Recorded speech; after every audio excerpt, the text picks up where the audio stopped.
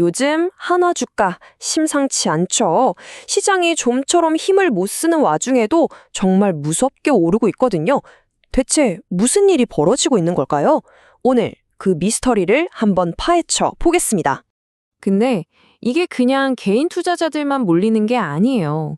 시장이 이렇게 불안정한데 세상에서 가장 똑똑하다는 외국인 투자자들부터 가장 보수적이라는 국민연금까지 모두가 한 기업의 주식을 사들이고 있다면 이건 뭔가 있다는 신호 아닐까요?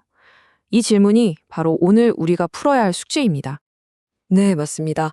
오늘의 주인공은 바로 한화그룹이고요. 지금부터 그 주가가 들려주는 이 놀라운 이야기에 한번 귀 기울여 보시죠.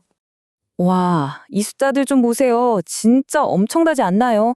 지주사인 한화가 연초 대비 50% 올랐고요. 한화 에어로스페이스는 58%, 그리고 한화 시스템은요, 무려 165%나 급등했습니다. 시장 전체가 흔들리는 상황에서 이런 성과라니 이건 그냥 넘어갈 수가 없죠. 대체 왜 이런 일이 벌어지는지 꼭 알아봐야 하는 이유가 바로 여기에 있습니다. 자, 그럼 첫 번째 파트부터 시작해보죠. 이 주거, 어떻게 시장의 흐름을 이렇게 거스를 수 있는 걸까요? 이 상승세가 더 흥미로운 지점은요, 이게 단순히 개인 투자자들의 열풍이 아니라는 거예요.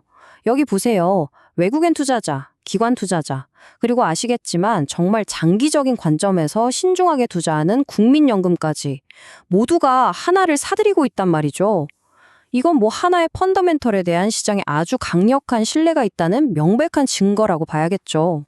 자, 그럼 이제 무슨 일이 일어나고 있는가에서 대체 왜, 그리고 어떻게로 넘어가 볼 시간입니다. 이 모든 현상의 중심에는요, 한화가 아주 대담하게 추진하고 있는 세 가지 핵심 전략이 자리 잡고 있습니다.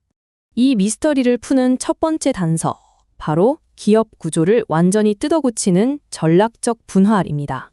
자, 인적 분할이라는 단어가 좀 어렵게 들리실 수도 있는데 아주 쉽게 비유해 볼게요.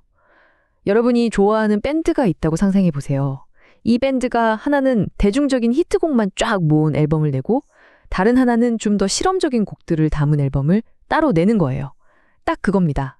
회사를 나눠서 각자가 제일 잘하는 분야에만 집중하게 만드는 거죠.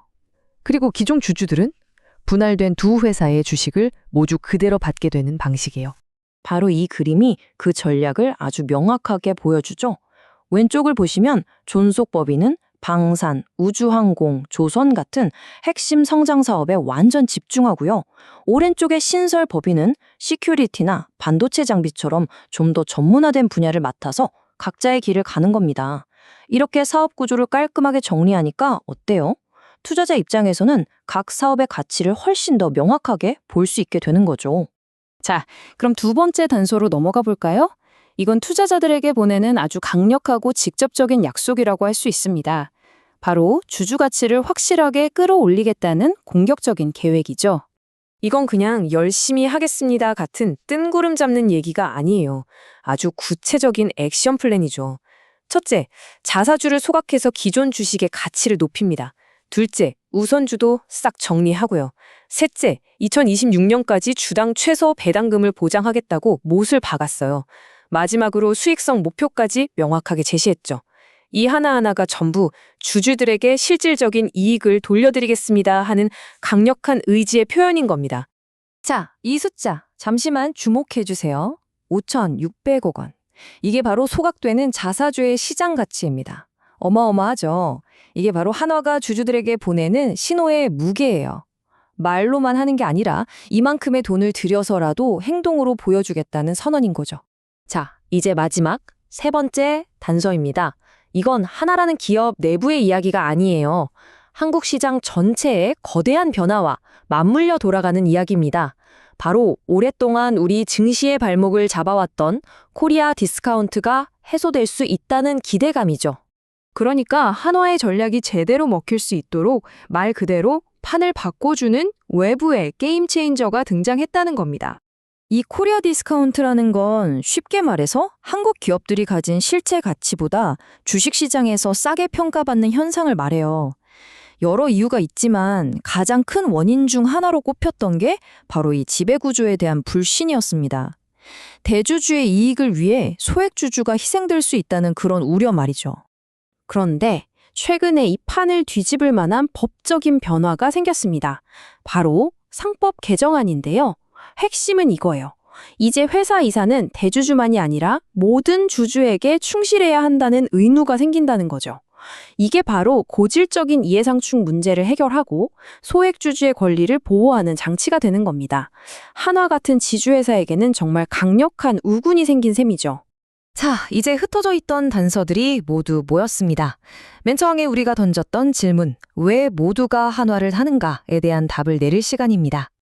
이 표를 보시면 한눈에 정리가 되실 겁니다.